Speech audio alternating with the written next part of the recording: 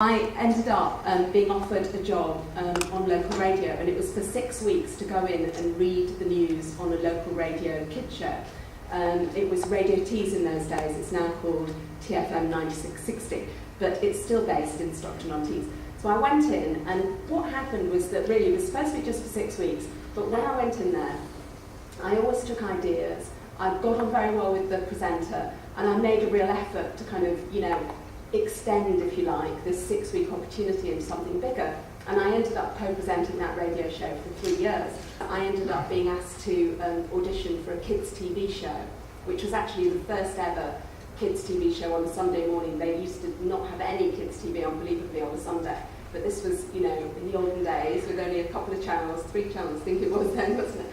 And, and this was a new thing for them. So, and I won that audition, and so I presented this kids' TV show as well as doing the radio. And that was when I was, 16. But what I discovered was that I actually preferred the autonomy of writing my own scripts and kind of putting reports together. And I found that it was a bit irritating as a presenter to be given a script to read by somebody else. Somebody else had that creative authority, if you like. So although I enjoyed doing it, I decided at that point that I was going to go to university and get a job as a producer. I actually chose a degree which included film and television production, and I really absolutely loved, being able to do that. So even though this was kind of in the early 80s at Bristol University, we were given cameras, we were given edit suite facilities, and I just will never ever forget the first time I was in an edit suite as a student, cutting together a film that I'd shot. And I absolutely loved it. So what happened to me is when I finished my degree, I'd had this kind of 3 years radio experience. I'd kept up doing some local radio, while I was doing my degree in Bristol.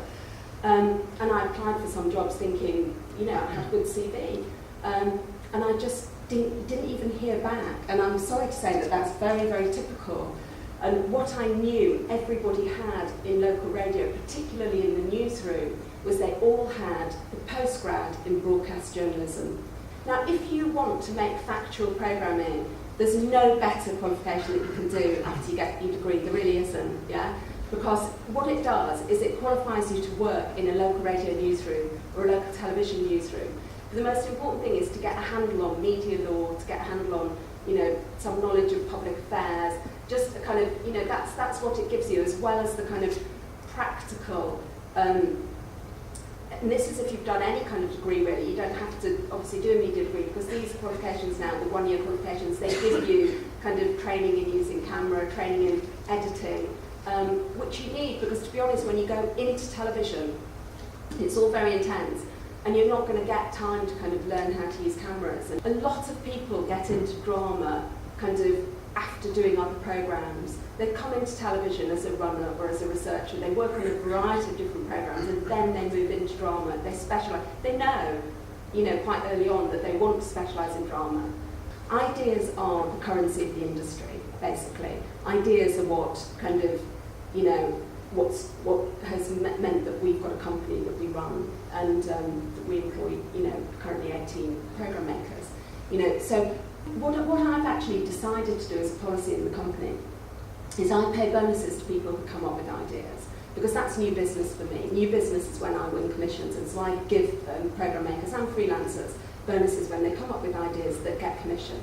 Now, I only really want to employ people who come up with programme ideas, because I think that you can only survive in a career in television if you are somebody who comes up